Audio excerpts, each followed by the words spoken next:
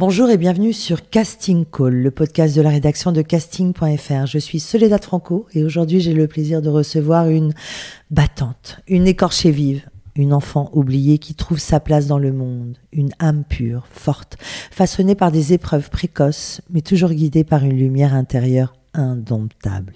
Son livre, L'enfant oublié, est une confidence poignante, une fenêtre ouverte sur les blessures de l'enfance et la quête d'amour et de reconnaissance. Connue du grand public par la télé-réalité, elle a d'abord su utiliser le mannequinat comme une bouée, parfois même comme une armure, pour survivre à un quotidien difficile en foyer.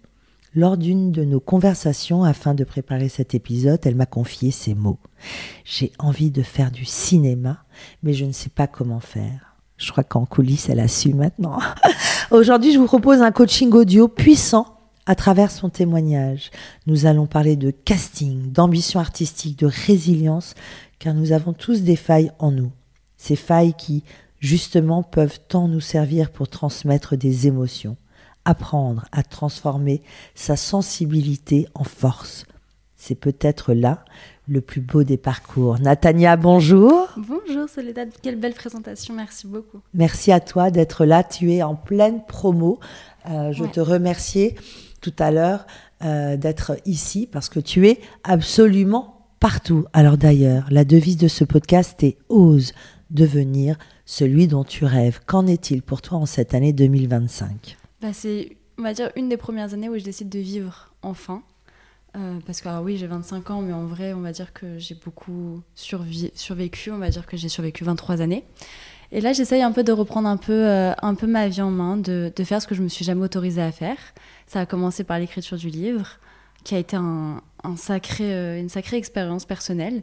Et là, j'essaye de m'ouvrir un peu à tout ce que je ne m'autorisais pas à faire à l'époque. J'ai l'habitude de commencer ce podcast en demandant quel genre d'enfance tu as eu. Cette enfance, tu la racontes dans ton livre, L'enfant oublié, paru en février aux éditions Hugo Doc. C'est très difficile d'imaginer une si petite fille traverser tout ce que tu as vécu, grandir en foyer, laisser des traces. Et ton récit est si bouleversant. J'aimerais que tu nous décrives la petite Natania que tu étais à cette époque. J'ai été absolument bouleversée par la lecture de ton livre. Cette petite fille de 3 ans, tu sais que je l'ai beaucoup imaginée et ça m'a beaucoup touchée parce que on te voit belle et divine en parler, mais on ne peut imaginer ce que c'est. Raconte-moi quel genre de petite fille tu étais. J'étais très discrète. Tu sais, moi, je fais beaucoup de liens entre le corps et l'esprit. Et je pense aujourd'hui que même ma morphologie, tu vois, ce côté un peu très, très fine, très renfermée, démontre un peu la jeune fille et la petite fille que j'étais. J'étais très renfermée sur moi-même, plongée dans les bouquins, toujours, depuis très petite. J'adorais lire parce que je trouvais que c'était une réalité que je pouvais choisir, au moins. Et puis à la fin des livres, en vrai, il n'y a pas vraiment de fin. Tu peux toi-même choisir ce que tu décides de croire. Là où ma réalité à moi était brutale et réelle et que je ne pouvais pas l'échapper. J'avais officiellement perdu ma maman, que je ne retrouverai jamais. J'avais pas de papa.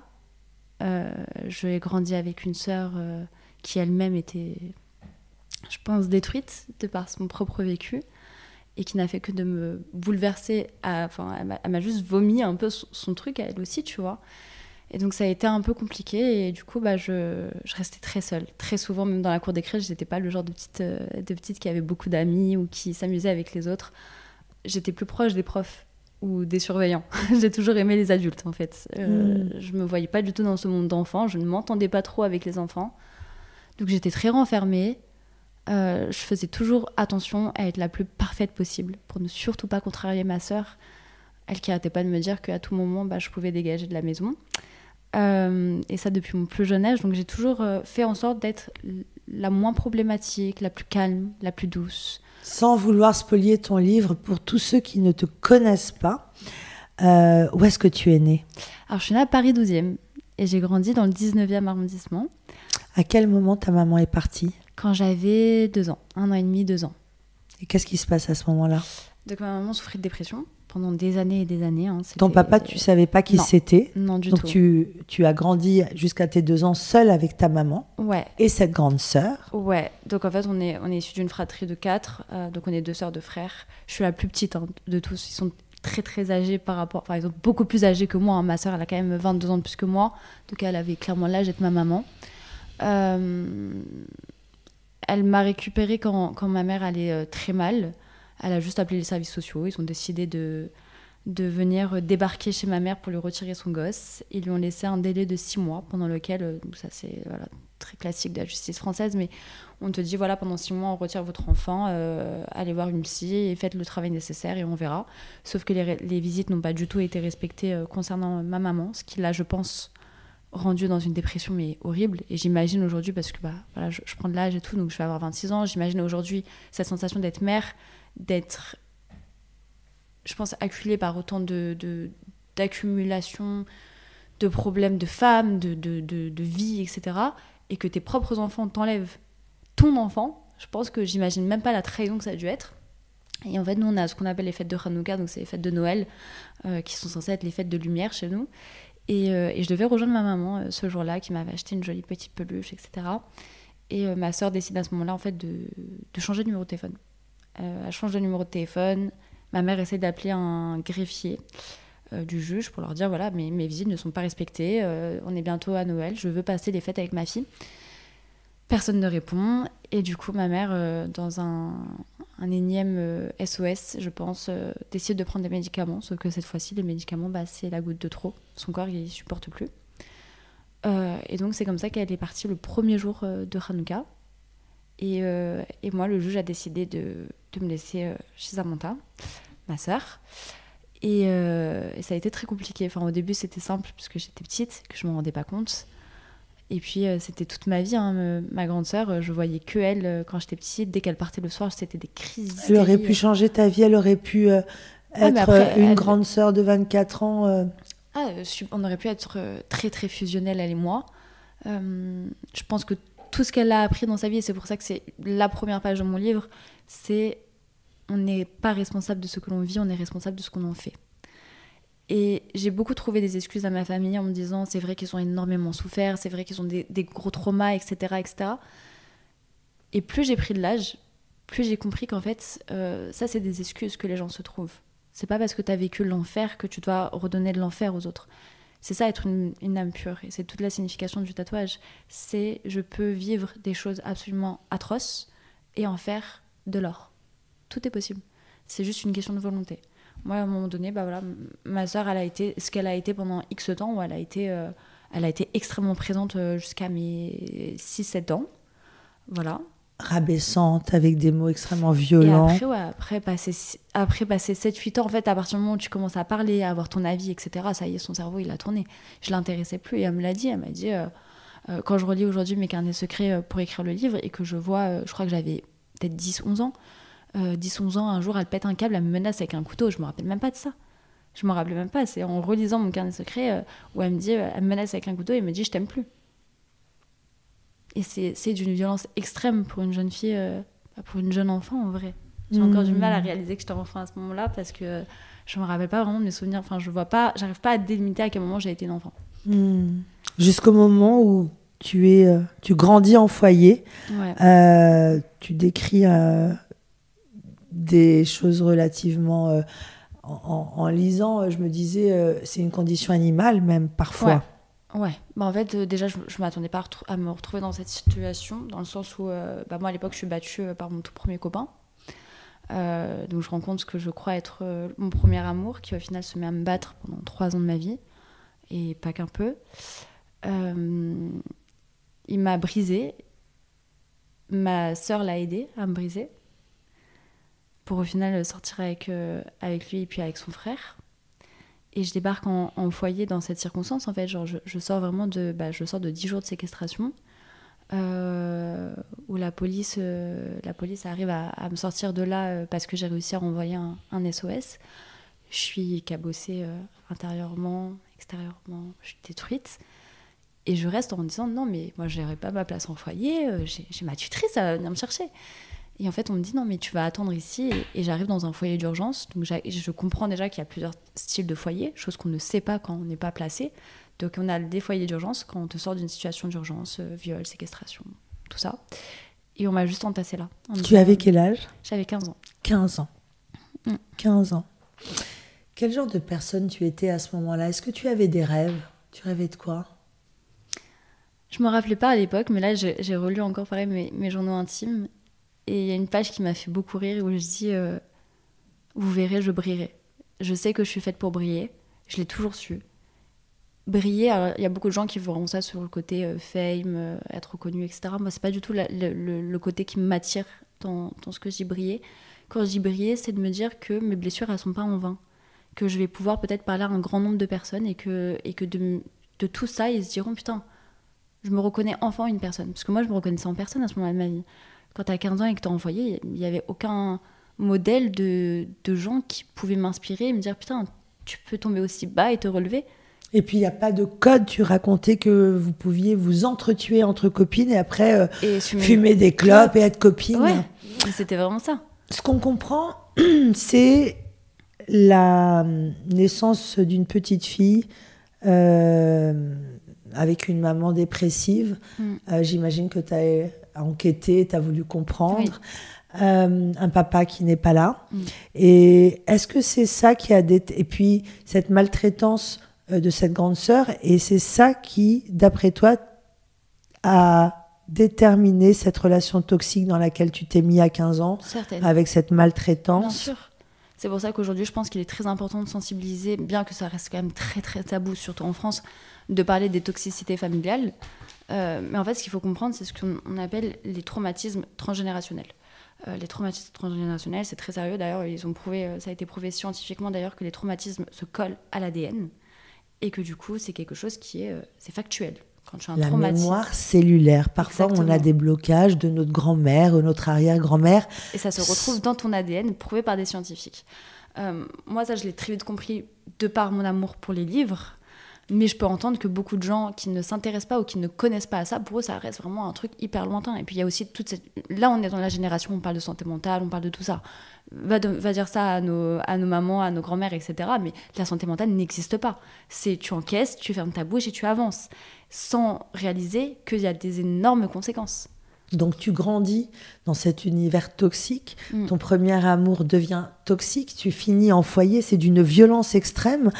Ouais. Et ce qui te sauve, c'est la lecture, c'est absolument fou. La lecture et la foi. Ouais. Et la foi. Ouais, vraiment. La croyance. Oui, parce que je pratique pas spécialement la religion, mais à ce moment-là, je crois peut-être 2 ans auparavant, je passe à un lycée... ouvert à tous, à lycée privé d'un coup aux juifs. Je connaissais rien à la religion juive.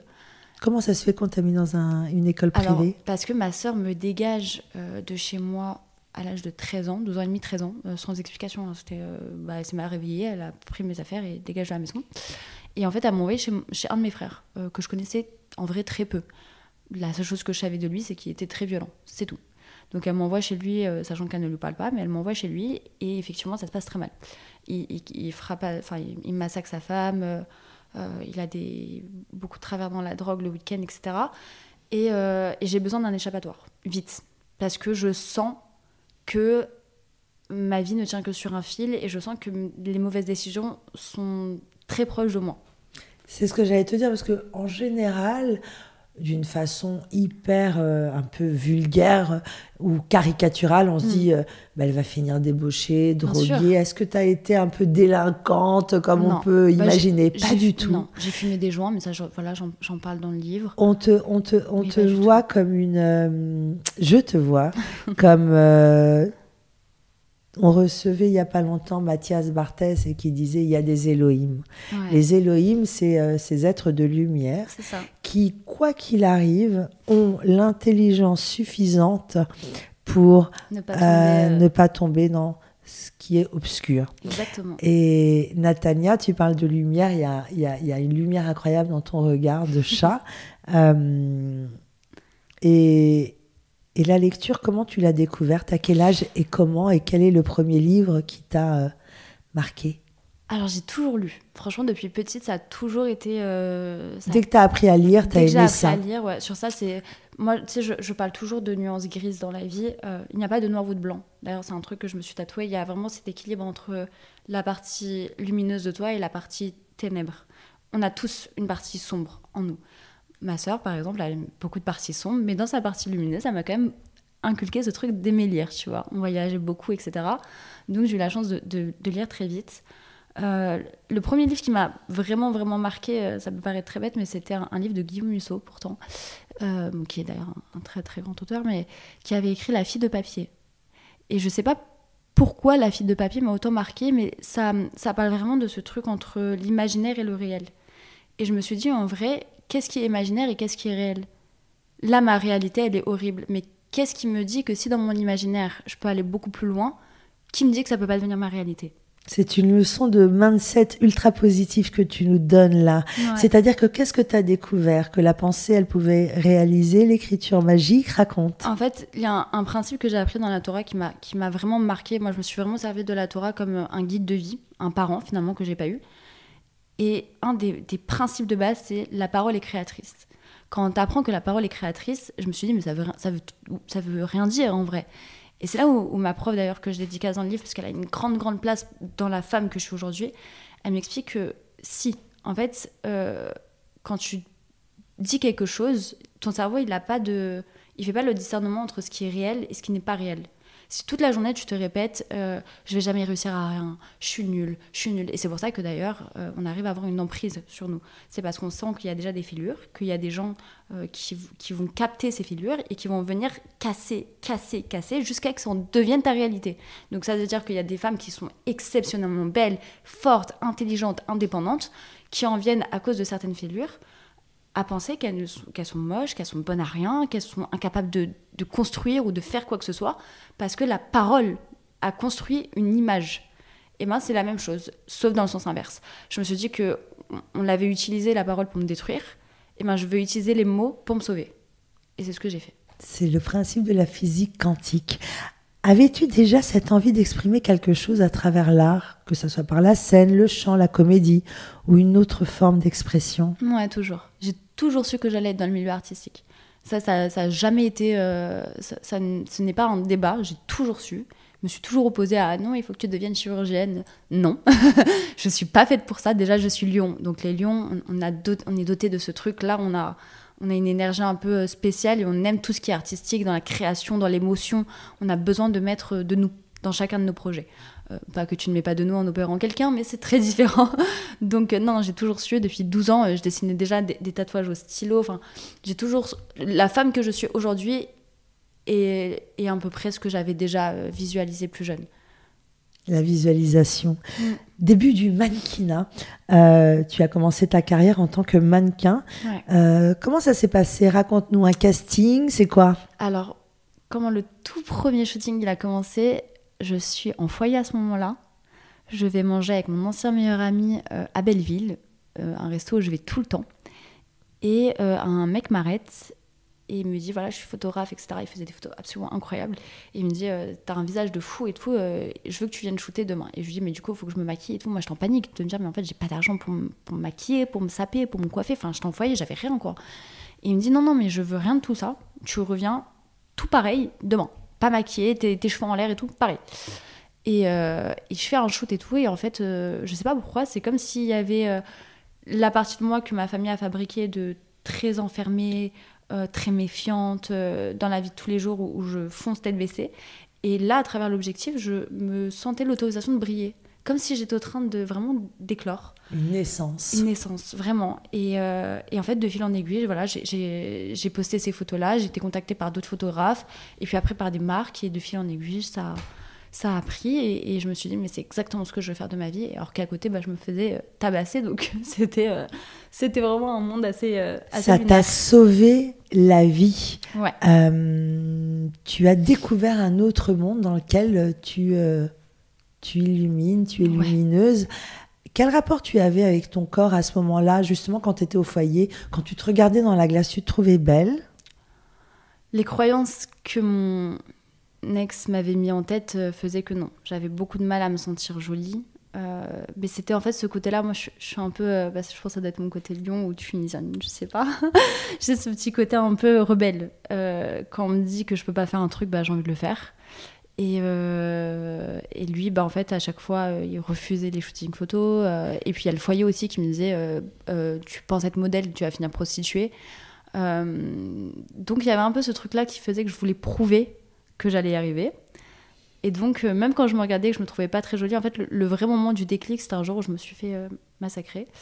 Et juste après ça, donc je crois le lendemain, un truc comme ça, il y avait le fameux show des Victoria's Secret à la télé. Et moi, c'était genre mon rendez-vous annuel. Je suis absolument une fan absolue des Victoria's Secret. Genre, j'adore cette ère. Et en fait, on regarde donc, le fashion show. Moi, je voulais absolument le regarder. En plus, j'avais pas la télé au foyer et tout. Et en fait, il regarde comme ça quelques meufs défiler et il dit « Ah ouais, c'est plus là, elle mérite la mort. » Et c'est là où j'ai dit « Ok, c'est exactement ce que je veux faire de ma vie. » Ça a été le déclic. Le déclic. Ouais.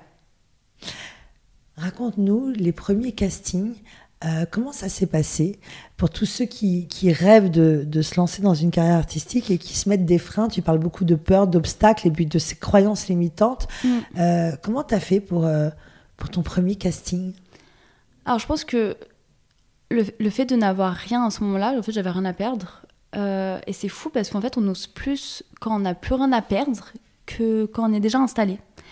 Et c'est dommage, parce qu'au final, on est dans notre petite sécurité là, du train-train, de nul au final, et on perd des trucs. Alors que moi, quand j'étais en foyer, mais je pouvais tout arracher, j'allais tout demander à n'importe qui, n'importe quand. Lâcher prise, de toute manière, t'avais rien à perdre. J'avais rien à perdre. Et c'est le truc que j'essaye de retrouver un peu aujourd'hui, de me dire, ok, maintenant, en vrai, j'ai toujours rien à perdre. Parce que qu'est-ce que j'ai de plus? Un appartement? Une carte? De quoi manger? Oui, d'accord, mais qu'est-ce que ça change au final? Au contraire, ça devrait être un soutien, un pilier pour aller chercher encore plus haut et avoir la dalle. Donc au final, j'y allais vraiment en étant hyper authentique et surtout en ne prenant rien personnellement. Bien que c'est compliqué et ce que je peux entendre, surtout dans notre génération, on est beaucoup comparé, il y a beaucoup de choses sur les réseaux sociaux, etc. Donc l'humain fondamentalement se compare. C'est humain. Malheureusement, en casting, première chose que tu fais, c'est de regarder les autres et te dire « Ah putain, mais elle a 10 cm de plus et elle a 5 cm de plus sur les cheveux. » Ouais, mais toi, t'as peut-être 10 cm de moins, du coup. Et ça peut être une force. Et donc en fait, j'ai appliqué ce que je faisais dans ma vie, dans les castings. De me dire, j'ai peut-être beaucoup moins que les autres, mais je suis moi. J'ai mon truc à moi. Sa singularité. C'est ça. Sa connexion à soi. C'est ça. Tu sais que lorsqu'on t'entend, c'est bouleversant d'intelligence. Et ce qui est encore plus bouleversant, c'est que tu es bouleversante de beauté. C'est vrai que je regarde ton visage, tu es absolument divine, parfaite. Est-ce que c'est ça? C'est ton avidité pour la culture et ton cerveau bien construit qui t'a sauvé? Tu penses que c'est ça? Je pense. Quelles étaient tes icônes? Est-ce que tu avais des gens qui t'inspiraient? Est-ce que tu avais des gens à qui tu voulais ressembler? Ou il n'y avait même pas la place pour ça dans ton quotidien? Non, j'avais pas du tout la place pour rêver. Pour rêver, on va dire que mon exemple est à la fois celle que... c'est un sacré paradoxe, mais ça me correspond bien ce mot-là. Je me suis le tatoué d'ailleurs. Mais c'était ma mère. Dans le sens où... C'est pour ça d'ailleurs que sur les réseaux sociaux, je me suis appelée Natania Sonia. Moi, mon nom de famille, c'est Sion. Ma maman, elle s'appelait Sonia et elle rêvait à l'époque d'être connue. C'était une très, très, très, très belle femme qui adorait l'artistique. Elle dansait, elle chantait du Dalida, du Céline Dion. Enfin, vraiment, c'était toute sa vie. Et malheureusement, mauvaise rencontre, mauvais choix de vie qui fait qu'au final, je pense qu'il y a une certaine frustration en tant que femme de se dire en fait, je suis pas à la place où je devrais être. Mauvaise rencontre avec ton père biologique?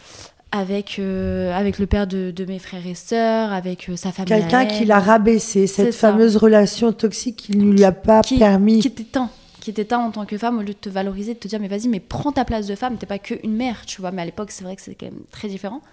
Et donc ça a été à la fois mon exemple dans le sens où j'ai voulu, je pense, briller pour ce qu'elle n'a pas pu briller elle. Donc je me dis, en fait, c'est pour ça que Natania Sonia, je me suis toujours dit, voilà, je me lance sur les réseaux, je me lance, mais je me lance pour nous. Tu as grandi avec la télé-réalité? Ouais. Chance ou pas de chance, je sais pas. Une très grande En 2018, tu fais la première apparition dans Les Anges 10 sur Énergie 12. Petit bisou à Stéphane Joffre qu'on a reçu ici. Comment t'es-tu retrouvée propulsée dans cet univers? Alors déjà, parce que vous êtes d'une génération où... Est-ce que ça te faisait rêver la télé-réalité à cette époque? Pas Non. du tout, du tout, du tout. Non. Pour moi, c'était vraiment un escalier pour me permettre d'aller là où je voulais. Alors C'était déjà, clair et défini. Ça, c'est bien le lion ouais. qui parle. Ouais, c'était très Une clair. femme stratège et Ouais. ambitieuse.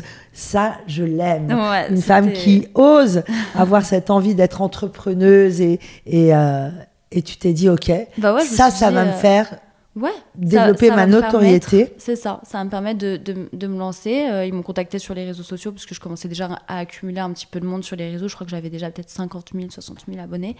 À l'époque, c'était déjà pas Beaucoup. mal. Ouais, c'était déjà pas mal. Et donc, ils m'ont contacté. J'avais fait un premier casting quand j'étais mineure qui s'est pas très bien passé. 2 ans plus tard, ils sont revenus. Pourquoi ça s'est pas très bien passé? J'ai pas du tout aimé le casting. J'ai pas aimé le retour. Je me suis sentie extrêmement sexualisée alors que j'étais mineure et que c'était pas dans le contexte. J'ai mal vécu ce truc-là. Je l'ai mal vécu et du coup j'étais en mode bon bah c'est... En fait il faut aussi se mettre à la place de... je suis une femme qui avait connu à ce moment-là en expérience sexuelle que des agressions. Donc je suis passée de vierge à temps de mariage à viol. Donc mon rapport aux hommes a été très compliqué. Très compliqué. Et en général, quand tu es victime de viol, tu as deux issues. Il y a celle qui va vraiment vouloir se réapproprier son corps et donc avoir 1001 expériences. Et il y a celle qui se renferme. Moi, je me suis beaucoup renfermée et il était impossible que j'accepte de travailler avec des gens qui ont des propos qui me déplaisent. C'était pas Enquêter, rechercher, réaliser, tu sais, c'est mon slogan.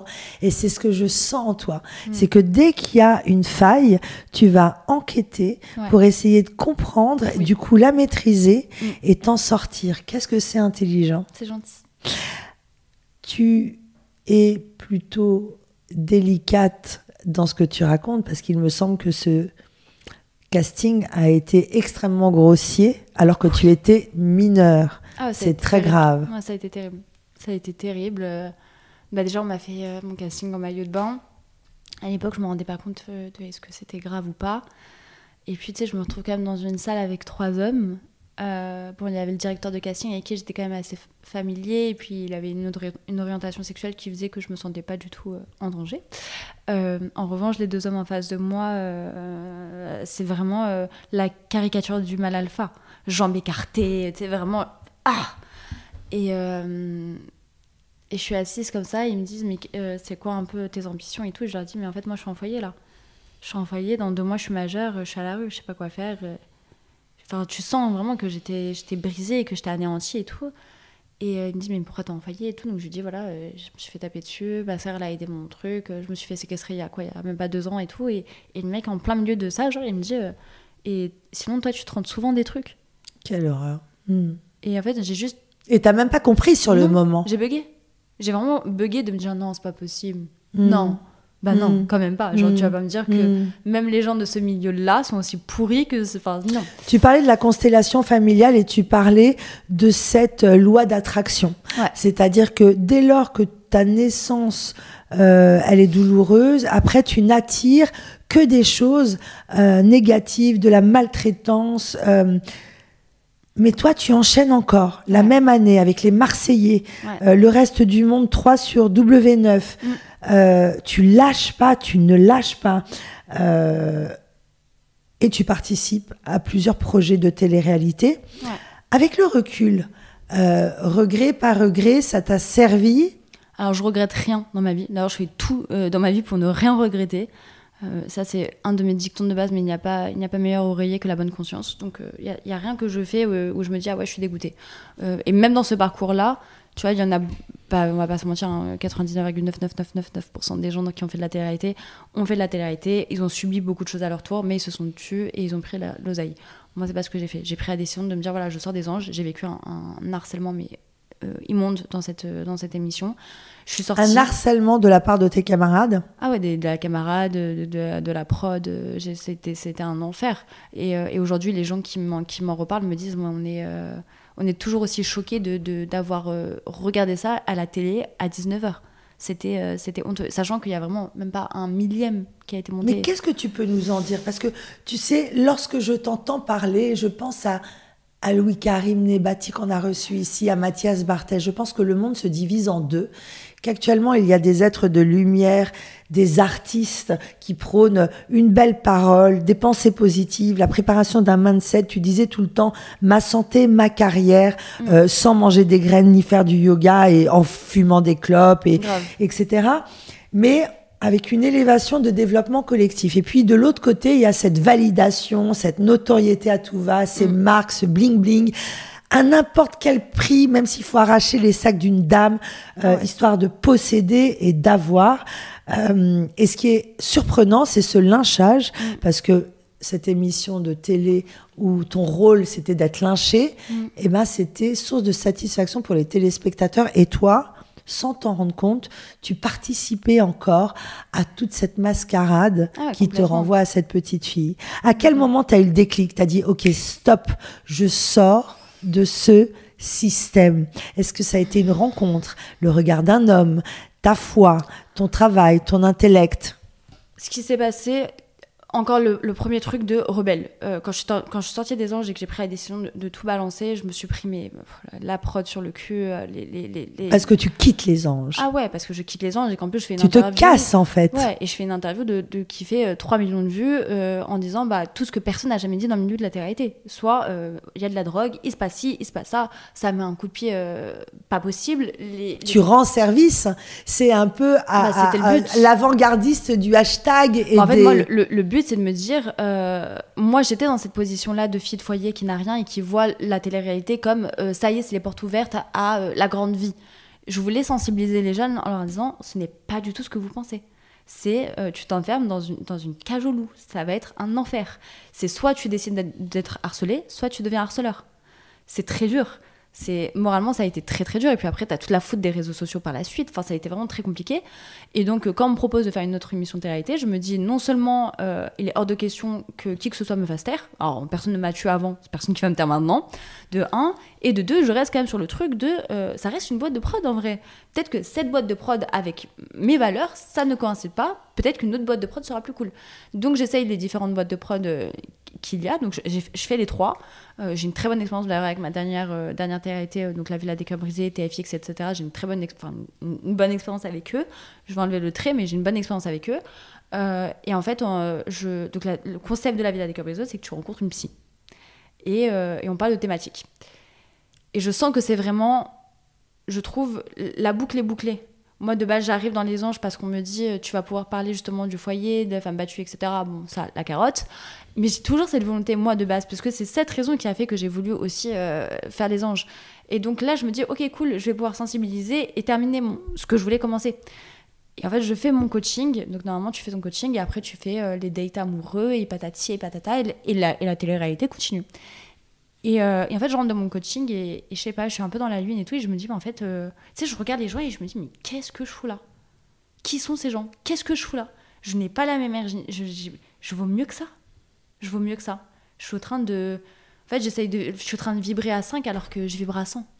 C'est ridicule. Et j'ai réuni, comme chacune de mes télé-réalités, mais parce que j'ai beaucoup de mal avec les gens, je réunis tout le monde et je leur dis bon, c'était très sympa, merci pour l'expérience, ciao, je me casse. Et tout le monde est choqué, quoi, elle se barre et tout. Et ouais, je leur ai dit ciao et j'ai dit un ciao définitif. Je suis jamais revenue. Donc ça va faire 7 ans. 7 ans. 7 ans, un truc comme ça. 4 millions de vues sur TikTok, plus de 730 cas sur Instagram. Comme si tout ce que tu touches devient lumineux. Tu as des ambitions aujourd'hui très claires, des ambitions de cinéma. Tu vas beaucoup au cinéma ? Oui. Tu vois beaucoup de films ? Oui. Après, j'ai dû recommencer un peu tard ma culture cinématographique, mais j'ai déjà mon petit goût, surtout pour les films de mafieux, j'avoue. Tu passes des castings déjà dans le cinéma. D'ailleurs, tu viens de vivre une expérience marquante lors d'un casting cinéma. Tu peux nous raconter ? Donc, j'ai été contactée. Il y a vraiment deux branches qui m'a dit « Ok, c'est ça que je veux faire de ma vie ».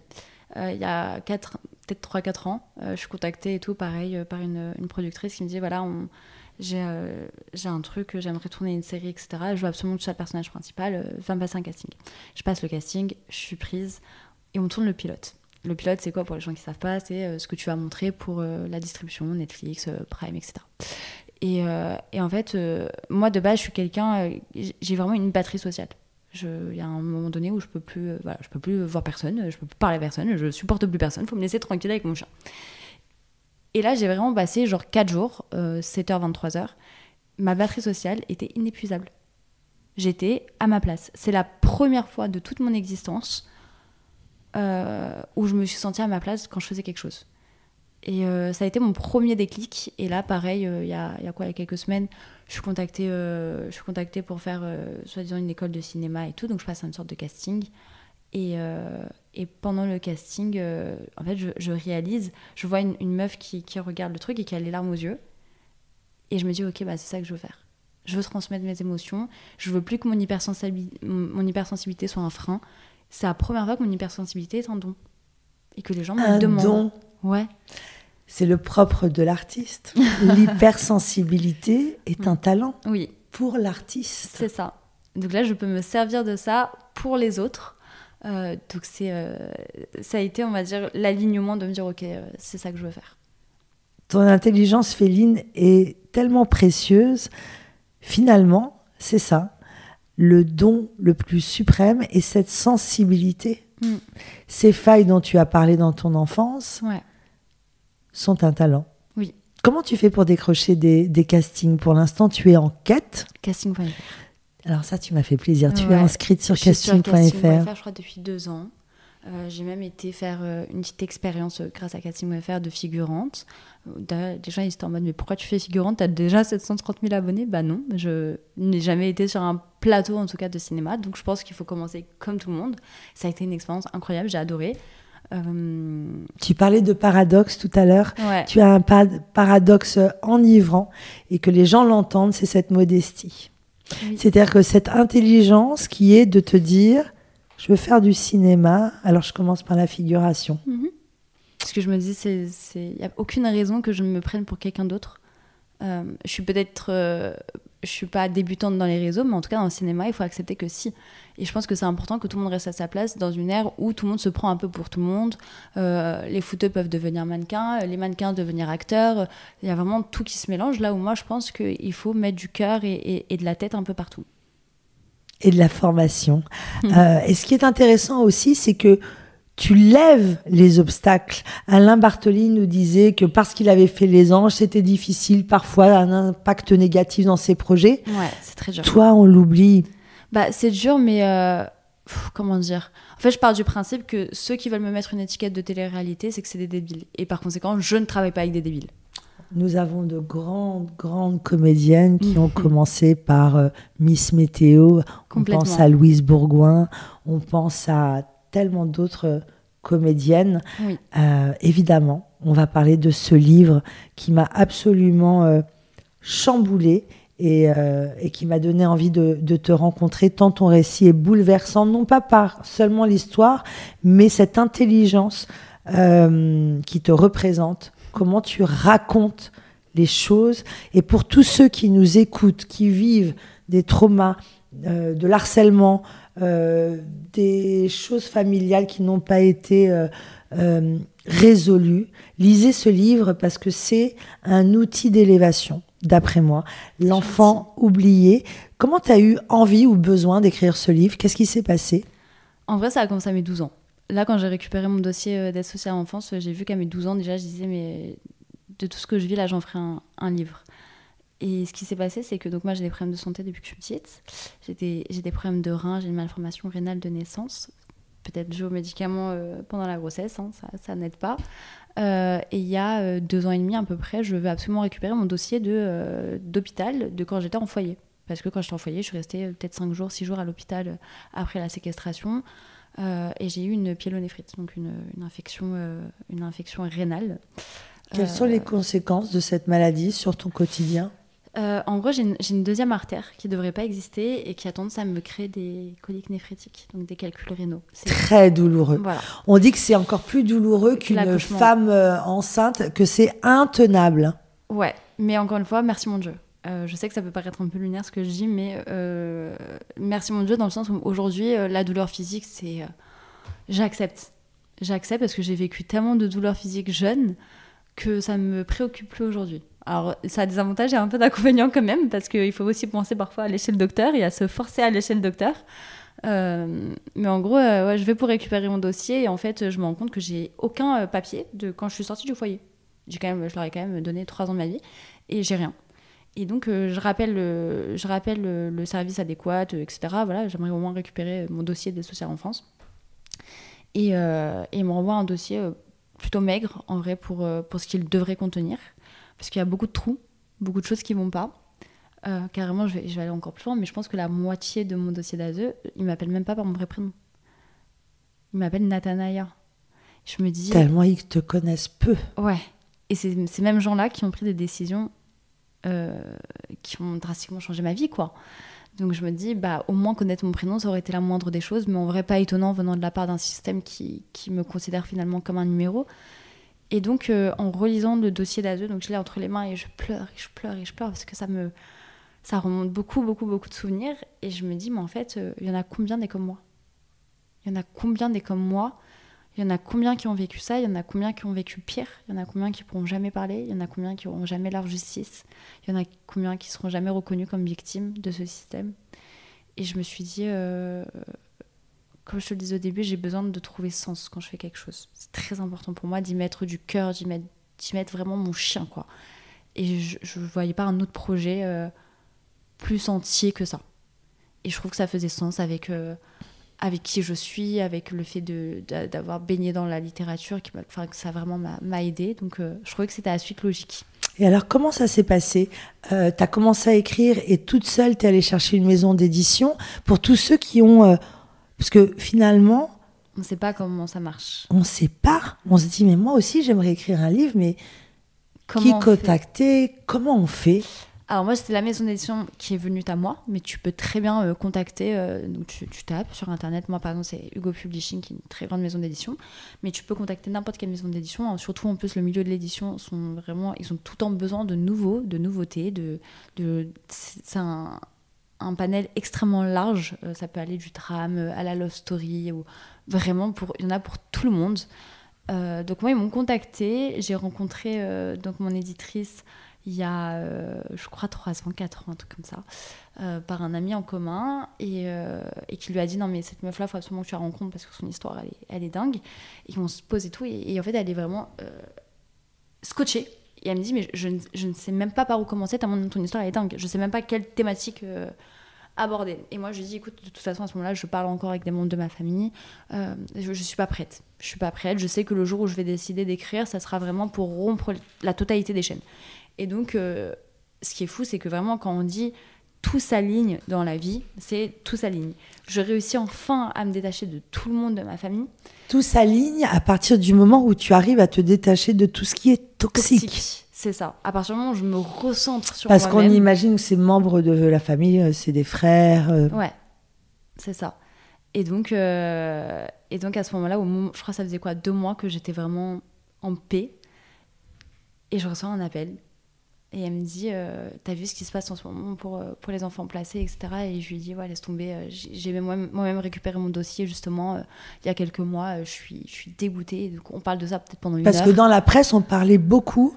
Ouais. Il y avait eu... Raconte-nous. Ouais, en fait, il y a pas mal de choses qui se passent, notamment, là encore, une petite qui s'est suicidée devant les bureaux de l'aide sociale à l'enfance. Ça s'est passé encore il y a 3 semaines, 1 mois. Et puis il y a eu l'enquête concernant l'aide sociale à l'enfant, justement, qui est passée pour justement évidemment marquer le fait qu'effectivement ils n'ont pas fait leur travail et qu'on reste des dommages collatéraux. Et donc on parle de ça et elle me dit c'est comment toi avec ta famille? Et je dis moi c'est fini. Et elle me dit je crois que c'est le moment. Et donc elle m'a proposé donc une personne avec qui j'ai écrit le livre, Carole Coatzilou, qui est d'une grande sensibilité. Et le problème, c'est vrai que quand tu écris une histoire personnelle, c'est très compliqué de lâcher son histoire. C'est très dur. De laisser ton histoire entre les mains de quelqu'un d'autre, ça a été compliqué. Et puis à un moment donné, je me suis posée avec Carole, parce qu'on a finalement été très proches. C'est quelqu'un qui connaît toutes tes moindres failles. Je me suis posée avec elle et j'ai dit, écoute Carole, j'ai besoin que ce soit mes mots. J'en ai besoin. C'est soit j'ai envie de faire ce projet à 100%, soit je préfère ne pas le faire. Et donc j'ai posé mes mots comme si j'écrivais dans mon carnet secret d'enfant, avec mes mots d'adulte. Elle m'a repris, m'a aidée à faire que ce soit plus fluide, etc. Et à la fin, j'ai dit, c'est exactement comme ça que j'aimerais le sortir. Et c'est comme ça qu'il est sorti. C'est comme ça qu'il est sorti. Et tu es absolument un accouchement. invité absolument partout. C'est un accouchement personnel qui va servir à comprendre pour les adultes les failles, à sauver certains enfants. Et puis toi, tu dis, ça fait 2 ans que je m'autorise à vivre enfin. Et tu as même rencontré l'amour, l'amour véritable, comme quoi tout s'aligne. Tout s'aligne au bon moment. Quel conseil tu pourrais donner à quelqu'un qui est complètement désemparé, complètement vidé de soi, avec cette impression d'être constamment dans cette boucle auto-validante de failles. Lorsqu'on t'entend, tu es une véritable coach. On imagine et on sent que c'est ton intelligence intuitive, mais aussi ta lecture.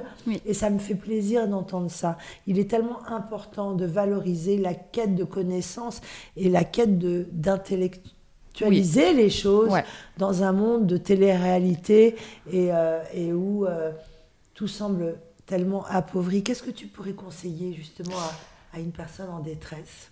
Déjà, il y a beaucoup de points qui fait qu'aujourd'hui, les gens se sentent très seuls, très tristes, parce que, encore une fois, il y a ce truc aussi de comparaison, et aujourd'hui, l'ère des réseaux sociaux, il faut le dire, impacte énormément sur la santé mentale. Je pense déjà qu'il ne faut jamais se comparer à personne. Alors, c'est très simple, tout le monde le dit, mais c'est automatique. C'est humain de vouloir se comparer, mais alors dans ce cas-là, quitte à se comparer, comparez-vous à vous-même. Prenez la vous d'il y a 2 ans, d'il y a 3 ans, d'il y a 4 ans. Voyez le chemin parcouru. Et si vous voyez que le chemin n'a pas bougé, alors c'est que vous êtes la seule responsable de ça. Et c'est très dur à entendre. Parce que parfois, tu es bloqué dans 1000 et une situations, que tu te dis, mais j'ai pas l'argent nécessaire, etc. Moi, je pense vraiment, et ça a été la preuve, parce que j'avais faim au point de ne pas réussir à être droite, tellement j'avais faim au ventre. Ne lâche pas ta ligne de conduite. Jamais. C'est-à-dire que si tu sais que tu es fait pour briller, si tu sais que tu es fait pour quelque chose, et que tu t'en trouves pas les moyens, va les chercher. Ose. Au pire des cas, ça sera quoi ? Rien. Du coup, tu reviens juste à la case départ, tu tombes pas plus bas que ce que tu étais déjà. Et au mieux, tu gagnes quelque chose. Même si c'est... En fait, dans l'ère des réseaux sociaux, c'est ce que j'ai souvent à mes copines, mais on a l'impression qu'il faut vite faire des grands projets et des grandes choses pour avancer. Moi, je suis pas d'accord. On avance avec des pas, des petits pas. Quand t'es bébé, tu passes pas au berceau à courir. Tu te mets sur tes 2 pattes. Et puis après, une fois que tu es sur tes 2 petites jambes, tu fais un pas. Et puis tu retombes. Et puis tu te relèves. C'est la même façon quand c'est adulte. C'est exactement le même système. Quand tu es au plus bas, tu es au plus bas. Tu n'as plus rien à perdre. Ose, essaye. Remets-toi sur tes jambes. Au pire des cas, tu vas quoi ? Tu vas avancer de 0,5 cm. Ça sera 0,5 cm comparé à la toi de hier. Ose et tout s'aligne. C'est ça. À tel point que tu as même repris contact avec ton père. Ouais, en fait, j'ai retrouvé mon père. Tu le cherchais ? Je l'ai cherché pendant des années, à savoir que j'avais aucune info sur mon père. Rien. Et vraiment, chercher mon père, c'est comme si là je te disais, vas-y, cherche-moi le fermoir d'une boucle d'oreille dans Paris.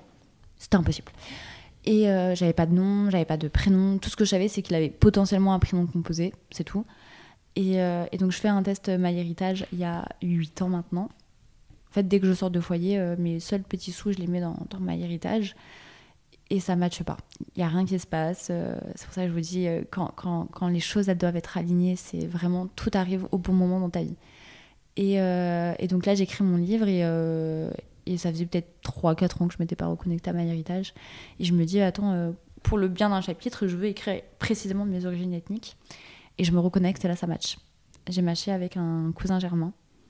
Donc je me dis, attends, cousin germain, ok, je connais tous les cousins germains de ma mère, ça peut que venir de mon père. Je contacte ce mec-là qui a la vingtaine, il doit être 1h30 du matin, le pauvre. Si tu passes par là, je te fais des gros bisous. Et du coup, il est 1h30 du matin, je me dis, ok, c'est bon, la jeunesse, il doit être en train de scroller sur son téléphone, bingo, j'envoie un message. Il me dit, écoute, j'ai potentiellement un oncle et tu lui ressembles beaucoup. Mais il était en couple à ce moment-là et tout. Et donc, il m'envoie sa tête. Et là, je te jure, c'est là, j'ai vraiment mon corps. J'ai fait une descente d'organes. J'ai vu sa tête, je me suis dit, mais c'est moi, en homme. J'étais choquée. Genre vraiment choquée. Et donc, j'ai réussi à le contacter. On est parti boire un café. J'ai dû lui apprendre que potentiellement, il avait une fille, parce qu'il n'en savait rien. Il n'en savait rien. On a décidé de commander un test de paternité et un test de fraternité, du coup, avec mes sœurs, parce que maintenant, j'ai 2 nouvelles sœurs, j'ai un frère, enfin, j'ai une nouvelle famille. J'ai même des grands-parents. J'avais jamais eu de grands-parents, moi. Un mec bien, qui On se est parle plus, ouvert. mais alors... Un mec, un homme, un homme. finalement. Quand je dis un mec bien, c'est sur le moment ouvert à ce potentiel paternité à cette. Ah, mais en tout cas, il m'a pas fermé la porte. On a fait nos tests de paternité. On a passé 5 mois hyper fusionnels, lui et moi. Et comme je lui ai dit, je ne garde que le bon, même si aujourd'hui, on a décidé de prendre 2 chemins distincts parce que voilà, on reste quand même dans ce truc de une ancienne génération, leurs propres problèmes, peut-être pas la volonté de vouloir régler leurs propres conflits intérieurs. Donc peut-être pas le moment en fait pour lui, tout simplement. Et comme toi, tu es en pleine fabrication, c'est ça. Je et peux pas, que tu t'éloignes de tout ce qui est toxique. C'est pas de l'égoïsme, non. c'est juste se recentrer sur ce qui te fait du bien. Oui, puis même, tu sais, l'égoïsme, en vrai, c'est devenu un défaut. Genre, les gens, ils disent à tort et à travers, ouais, t'es hyper égoïste, c'est un défaut. Mais tu sais que l'égoïsme, moi, je trouve que c'est une qualité. De penser à soi pour pouvoir penser aux autres, il n'y a rien de plus beau, en vrai. Tu peux pas aider les autres c'est pas possible. Au final, je l'ai essayé, hein. Je me suis mis à chaque fois, j'ai mis tout le monde en premier lieu dans ma vie et je me suis mis toujours derrière. Au final, c'est moi qui souffrais, ça faisait souffrir les gens qui ne le demandaient pas. Il n'y a rien de plus égoïste, justement, que de ne pas l'être. Donc, je pense que c'est important. Et voilà, aujourd'hui, je lui souhaite une bonne reconstruction, beaucoup d'amour. J'ai aucune animosité envers lui, au contraire. J'ai beaucoup d'amour pour lui. Et je lui souhaite juste que... J'espère qu'un jour, on sera alignés au même moment, sur la même route. C'est tout ce que j'espère. Qu'est-ce que tu dirais à la petite Natania, cette petite fille de 3 ans que je ne cesse d'imaginer? Que ça va aller. Qu'elle va vivre beaucoup de choses difficiles. Beaucoup trop jeune. Mais que ça va aller. Qu'il faut qu'elle ne lâche rien, qu'elle reste sur sa ligne de conduite. Qu'elle se fasse confiance. Parce qu'au final, elle a toutes les réponses à l'intérieur d'elle-même. De ne pas écouter les gens qui vont essayer de la briser. Que les coups, ça passe. Que les mots, ça passe. Et que la vie mérite d'être vécue à 1 milliard de %. Et qu'elle va bientôt faire du cinéma. Merci Natania. Et Merci à très à toi. bientôt. Merci.